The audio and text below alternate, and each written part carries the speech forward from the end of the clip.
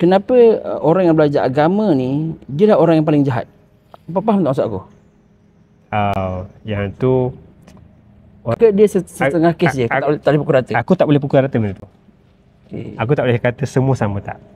Orang yang belajar agama ni, tapi kita nampak kebanyakannya, kenapa orang yang belajar agama tu bermasalah? Tak boleh juga cakap macam tu. Sebab yang kau nampak adalah yang mana kau diwawarkan saja, betul tak? Tapi kita tak nampak orang yang belajar agama tapi dia tak diwawarkan, dia sebenarnya baik je. Ramai je.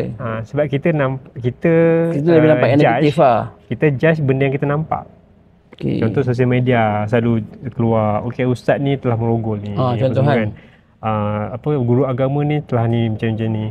Sebab benda tu didedahkan.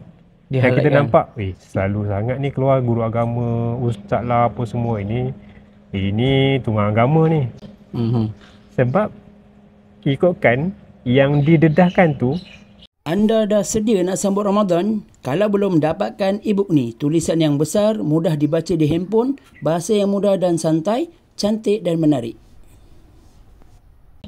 Tidak mewakili majoriti yang belajar agama tapi dia baik.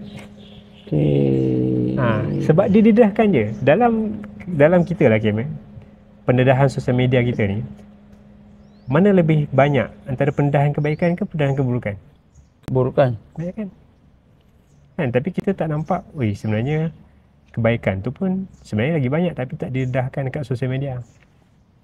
Adalah didedahkan tapi tak banyak macam contohnya keburukan. Ustaz buat sedekah, ustaz buat dakwah ke, so, dia tak ada highlight. Tapi kalau ustaz kena buat ni, buat jenayah. Buat jenayah, habis guru agama buat amal seksual. Orang akan kecam, guru agama, tak boleh ni. Jadi benda tu akan efek kepada guru agama yang lain yang baik. Okey, so maksudnya kalau jadi pandangan kita adalah dia hanyalah individu lah, dia tak mau kuliah. Dia tak boleh kuliah apa-apa. Dia kalau Kim apa yang aku boleh simpulkan Kim, setiap perkara yang berlaku kita tak boleh salahkan majoriti.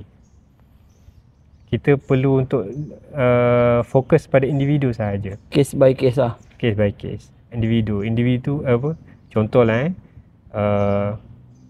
satu perkara tu jadi disebabkan oleh individu tu, bukan disebabkan oleh kaum ke, bukan disebabkan oleh masyarakat dia ke, bukan disebabkan oleh negara, tak. Tapi disebabkan oleh kita punya media sosial, dia mendedahkan perkara tu, menyebabkan kita pukul rata dan menyebabkan kita rasa benda tu dia yang buat itu.